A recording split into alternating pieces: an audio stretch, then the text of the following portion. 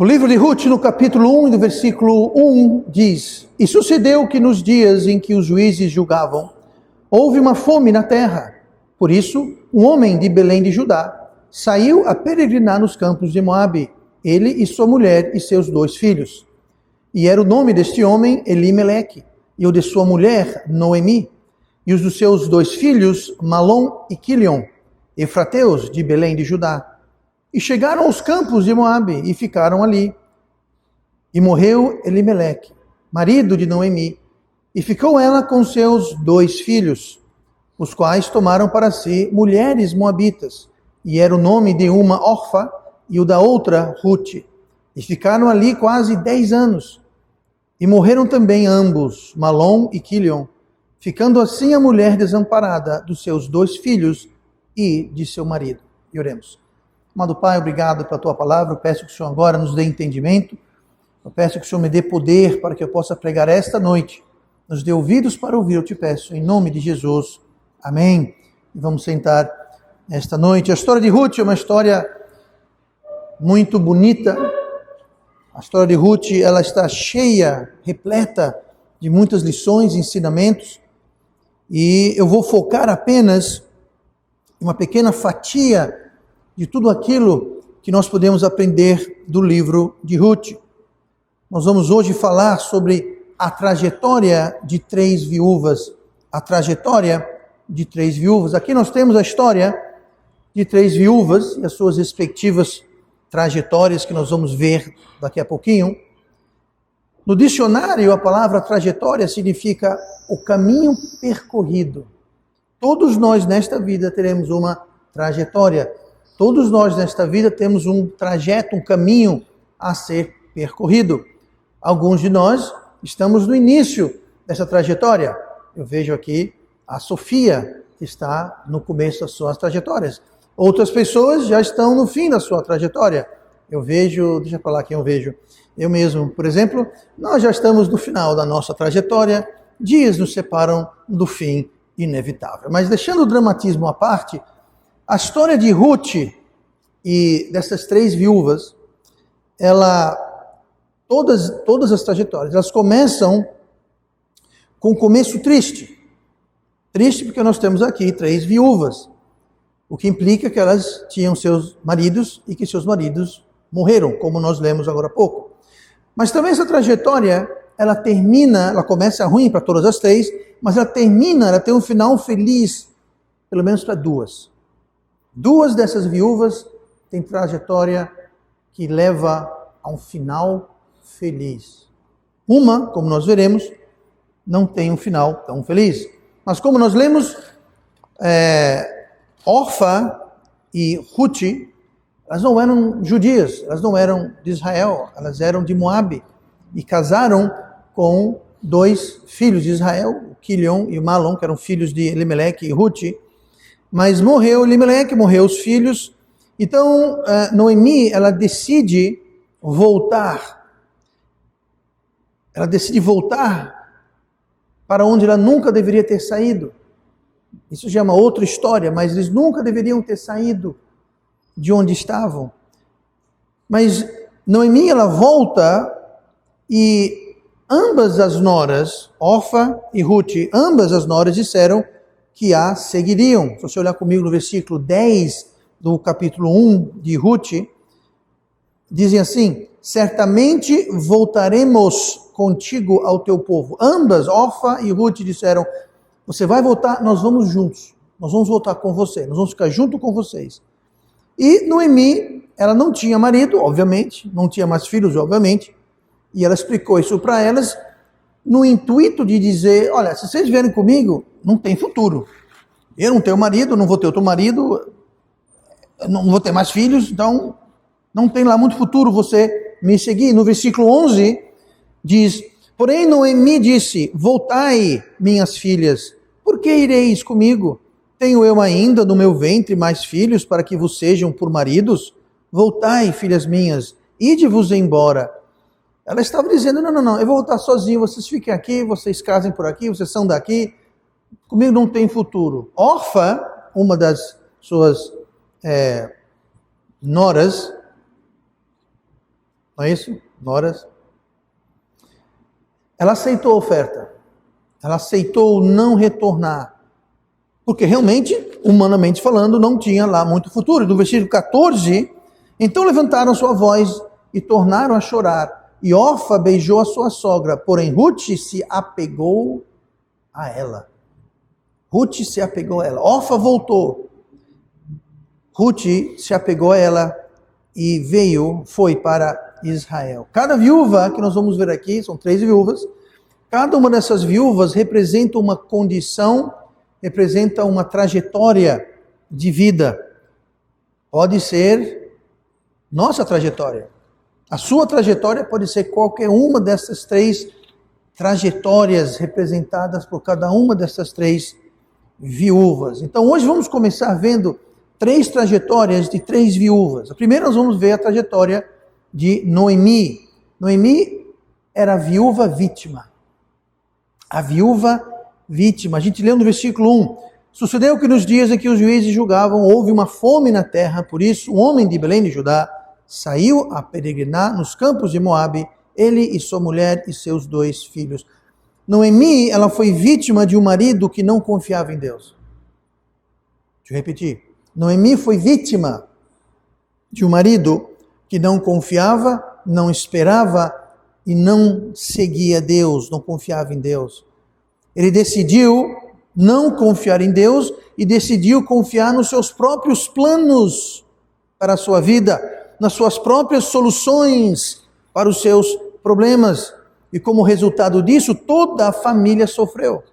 Para quem não sabe, Moabe não é Israel. Moabe não faz parte da terra que pertencia a Israel. Moabe, na realidade, era a terra dos inimigos de Israel. Moabe, na Bíblia, representa o mundo, representa os inimigos de Deus. Então, houve uma fome, como nós lemos aqui, na terra, e Elimeleque decidiu resolver por conta própria. Ele falou, eu sei o que eu vou fazer, eu não vou esperar em Deus, não vou aguardar em Deus, não vou confiar em Deus, eu vou embora daqui. E ele foi embora. O irônico é que eles eram de Belém de Judá, e Belém de Judá, nós sabemos que era uma cidade, uma certa significância no plano de Deus, na história da Bíblia. Mas ele decidiu abandonar Deus, abandonar os planos que Deus tinha para ele, e ele foi seguir o seu próprio caminho. Ninguém peca, ninguém se afasta de Deus sozinho, sem arrastar e influenciar outras pessoas com eles. Entenda isso. Ah, pastor, é minha vida, eu faço o que eu quero. Não. É a sua vida, mas você não vai descer no lamaçal do pecado e só se sujar. Você vai afetar outras pessoas. Quer um exemplo? Aqui, ó. Os 2 filhos morreram também. O próprio Elimeleque morreu. Ah, pastor, mas como é que você sabe que ele não teria morrido se tivesse ficado em Belém? Pois é, nunca vamos saber. Nunca vamos saber. Se tivesse ficado em Belém, teriam não morrido. Uma coisa eu sei, afetou a todos. Todos saíram do plano de Deus. Um pai, uma mãe que não segue Deus pode arrastar toda a família. Um filho, uma filha que não segue Deus pode afetar toda a família. Nós não vivemos numa bolha, nós não vivemos, nossas ações e decisões têm consequências para aqueles ao nosso redor. Nós temos que entender isso. Era o caso aqui com Elimeleque. O marido, ele é responsável pelo lar espiritualmente e também materialmente. Depois da morte de Elimeleque, Noemi estava livre. Ela não precisava mais seguir ou estar ligada ao seu marido. Ele havia falecido. Mas era o marido, naquela época, naquela cultura, era o marido que tomava conta, que era responsável. Digo, mas ainda até os dias de hoje, a Bíblia diz que o marido é aquele que deve suprir, tomar conta do responsável. Não é que é errado a mulher não deva trabalhar, nada disso, ela pode trabalhar, mas o responsável, a responsabilidade recai sobre o marido. E aqui a gente lê que ela ficou, a Bíblia fala aqui no versículo 5, que ela ficou desamparada. Por quê? Perdeu o marido e perdeu os filhos. Naquela época, os filhos, e hoje também não seria uma ideia, os filhos tomam conta dos pais. Tá? Cadê a Michelle? Tá Vinícius e Michelle? Os filhos tomam conta dos pais. E Manuel, você é meu filho, viu? Agora você é meu filho, toma conta de mim. Então entendam, ela estava desamparada, estava sem marido e os 2 filhos também morreram. Ela estava desamparada. Ela estava desamparada espiritualmente, estava desamparada materialmente. Então nós temos que ter muito cuidado, entender isso. Mas agora ela estava livre e ela podia agora então obedecer e fazer o que era correto. E o correto era voltar para a terra de onde ela nunca deveria ter saído. No versículo 19, assim pois foram-se ambas até que chegaram a Belém. E sucedeu que entrando elas em Belém, toda a cidade se comoveu por causa delas. E diziam, não é esta Noemi? Porém ela lhes dizia, não me chameis Noemi, chamai-me Mara, porque grande amargura me tem dado o Todo-Poderoso. Versículo 21. Cheia parti, porém vazia o Senhor me fez tornar. Aqui você vê o impacto espiritual, a amargura espiritual, depois de quase 10 anos longe de Israel, 10 anos longe da vontade de Deus. Ela aqui está dizendo que com grande amargura, porque grande amargura me tem dado o Todo-Poderoso. Diga uma coisa, foi a culpa de Deus que Elimeleque saiu da vontade de Deus, da terra de Deus? Foi Deus que mandou ele sair? Né? Mas quando alguém está fraco espiritualmente, a primeira coisa que a pessoa faz é isso, é culpar outra pessoa. Geralmente Deus. Depois o pastor, depois o cônjuge, o pai, a mãe, o vizinho, todo mundo. Menos ela própria. Então aqui ela está amargurada, cheia a partir, porém vazia o Senhor me fez tornar. Mais uma vez, ela falou que saiu cheia partir.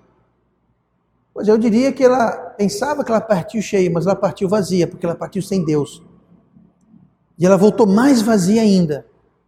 Que ela voltou para Deus, mas ela voltou fragilizada espiritualmente, fraca espiritualmente.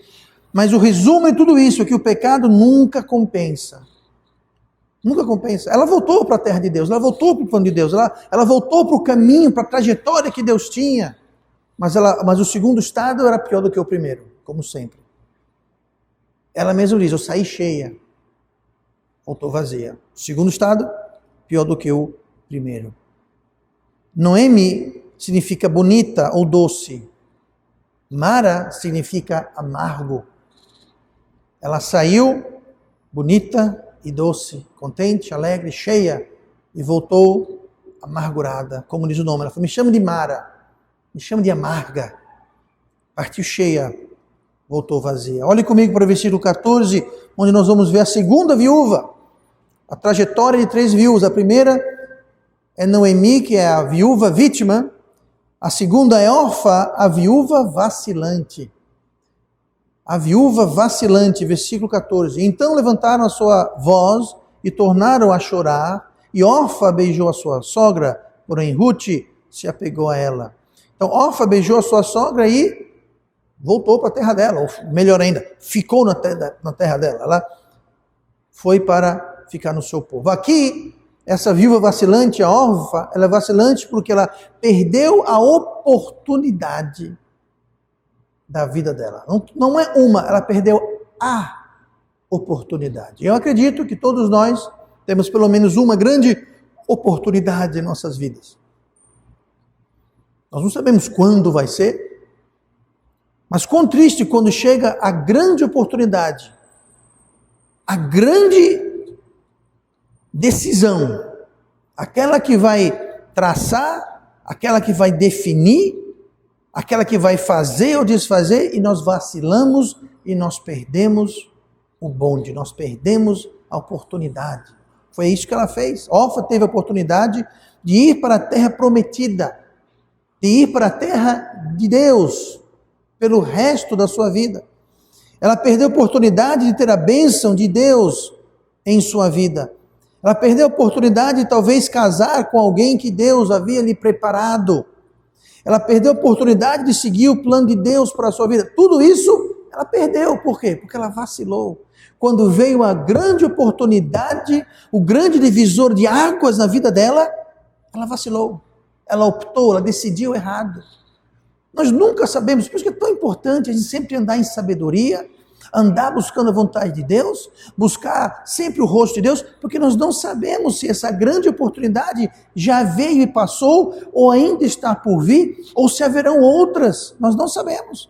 Nós não podemos nos dar o luxo de ficar achando que, mais tarde, talvez não haja mais tarde. A gente não ouve mais falar de Orfa. Ela sai do relato bíblico, ela sai, não sabemos mais o que houve. Mas uma coisa eu sei, ela não foi para Israel, ela não foi para o povo de Deus, ela não foi para a terra de Deus, ela saiu da história, ela vacilou, essa é a viúva vacilante, ela perdeu a sua oportunidade. Certamente, Orfa não sabia o que ela viria a perder, ela não fazia ideia, talvez ela tomou a melhor decisão dentro da sua visão, dentro do seu conhecimento, mas é por isso que nós temos um Deus que vê tudo e tudo sabe para nos guiar. Temos que confiar em Deus, porque Deus está sabendo o que vem depois daquela curva. Ele sabe o que está além do monte, além do horizonte. E se nós seguirmos a Deus, Ele sabe, e Ele nos guia pelas suas veredas sábias e justas e corretas, e de paz, e de delícias e maravilhas. Nós não. Nós só enxergamos o que esses olhos, que essa mente consegue enxergar. Orfa certamente não sabia. Eu duvido muito, naquela época não tinha Facebook, Twitter, Instagram. Ela não ficou sabendo da maravilha que foi a vida de Ruth. Ela não ficou sabendo que Ruth tem todo um livro no cânon bíblico dedicado a ela. Ela não sabe das todas as bênçãos que nós já nós vamos ver. Ela nunca ficou sabendo. Mas nós temos um Deus que não faz acepção de pessoas. E tivesse ela decidido não vacilar, tivesse ela decidido optar em voltar com Ruth e Noemi para a terra de Deus, Deus poderia ter feito o mesmo ou mais por Orfa. E é o mesmo com eu e o mesmo com você. Se nós confiarmos em Deus e seguirmos a sua palavra, e não vacilarmos, estivermos sempre a cada passo, buscando agradar a Deus e fazer o que é certo a cada passo. Uma grande decisão, uma grande bênção, ela é composta de muitas pequenas e minúsculas oportunidades. Você não vai estar totalmente em um extremo da sua vida e não vai vir aquela coisa que vai transformar você de uma... Não vai acontecer. É uma sequência de pequenas decisões, de pequenos passos, que Deus vai nos levando, vai nos guiando, nos navegando. É como eu sempre digo, não existe decisão pequena. Não existe decisão insignificante. Toda decisão é importante, porque por menor que seja, ela vai estar dando e consolidando uma direção. Aqui Orfa vacilou. Note como é fácil, como foi fácil ela descartar. Ela nem insistiu, Noemi falou, a coisa não será fácil. Volte, minha filha. E basicamente ela falou, tchau. É quase como se estivesse só esperando uma oportunidade para dizer tchau. Ruth não, Ruth se apegou, colou, ficou junto. Eu pergunto, como foi a sua vida em Moabe? Nós não sabemos. Se ela casou, se não casou, se casou bem, em qual Deus ela veio a confiar, se teve filhos ou não. Mas ela vacilou. Não sabemos se ela veio ou não a lamentar a sua escolha. Nunca saberemos disso. Mas sabemos que ela não optou por Deus. É muito infeliz, mas a grande parte dos crentes são como Orfa. Orfa não queria seguir Deus. Ela conhecia Deus porque ela casou com alguém de Israel. Elas disseram, o seu Deus será o nosso Deus. Orfa e Ruth disseram, o seu Deus será o nosso Deus, o seu povo será o nosso povo. Elas sabiam de Deus, elas tinham aprendido com seu sogro, sua sogra, seus maridos, elas sabiam, conheciam Deus. Mas ela optou por não seguir Cristo. Talvez ela tinha intenção, Talvez ele achava bonito a ideia. Mas na hora H, na hora do divisor de águas, muitas vezes, o povo de Deus também vacila. E assim, vacilando, abre mãos de tantas coisas maravilhosas em suas vidas. Talvez alguém aqui está desanimado, perdeu o caminho, desistiu, fez ou está prestes a fazer como órfã. Dá um tchau. Repetiu o erro de Elimeleque. Mas entenda a importância de insistir e persistir como o fez Ruth. Noemi falou, volte minha filha, eu não tenho mais marido, eu não tenho mais filho. Noemi insistiu, mas Ruth insistiu mais ainda. Noemi insistiu, Ruth persistiu. Orfa desistiu muito fácil e perdeu a oportunidade da sua vida. Olha comigo no versículo 14 também. Então levantaram sua voz e tornaram a chorar, e Orfa beijou a sua sogra e disse tchau, se despediu. Porém Ruth se apegou a ela, claro, sendo Noemi. Ruth foi grandemente abençoada por essa sua decisão. São 3 viúvas, 3 trajetórias. Nós temos Noemi, a viúva vítima de um marido que não confiou em Deus. Nós temos Orfa, uma viúva vacilante que perdeu uma grande oportunidade. E nós temos Ruth, a viúva vencedora. Ruth era uma viúva vencedora. A palavra apegar significa colar, agarrar. É como se ela se agarrou a Noemi e falou, eu não largo. Você pode insistir, você pode me mandar embora, eu vou me apegar, vou me colar a ti. E ela se agarrou, insistiu, perseverou, ela tinha vontade, que era o contrário de Orfa, que bastou Noemi sugerir e ela, tchau. Mas olha a atitude que nós vemos em Ruth, olha o versículo 16. Disse, porém, Ruth, não me instes para que te abandone. Não insista. Não fique repetindo isso. Não me instes para que te abandone e deixe de seguir-te, porque aonde quer que tu fores, eu irei. Isso é se apegar? Pois é. E onde quer que pousares, ali pousarei eu. O teu povo é o meu povo. O teu Deus é o meu Deus. Onde quer que morreres, morrerei eu. E ali serei sepultada. Faça-me assim o Senhor e outro tanto, se outra coisa que não seja a morte me separar de ti. Vendo Noemi que de todo estava resolvida a ir com ela, deixou de lhe falar. Não é interessante isso? Ela falou, o seu Deus é o meu Deus. Gente, eu acredito que Ruth, nesse ponto aqui, ela já era salva. Nesse ponto aqui, ele já tinha tomado uma decisão. Eu não sei dizer se Orfa era salva ou não. Eu sei que Orfa conhecia Deus, eu não sei a que ponto, mas ela tinha conhecimento de Deus, assim como Ruth tinha conhecimento de Deus, mas Ruth falou, o seu Deus, o Deus Jeová, é o meu Deus. Não é que ele vai ser, ele é o meu Deus. Orfa, tchau. Talvez ela não era salva, o que explicaria muita coisa, ou talvez ela era salva, mas como Elimeleque não tinha muito interesse em seguir, obedecer ou buscar o plano de Deus para a sua vida. Mas veja o compromisso, quizá todos nós aqui pudéssemos falar como Ruth falou, pudéssemos falar para Deus, aonde quer que tu fores, eu irei, e onde quer que pousares, ali pousarei eu. Na trajetória, muitas vezes, Deus vai pousar em lugares que talvez nós não vamos gostar muito. Mas faz parte do trajeto, faz parte do caminho. Elimeleque não gostou muito daquela parada em Belém quando faltou comida. Ele, literalmente picou a mula.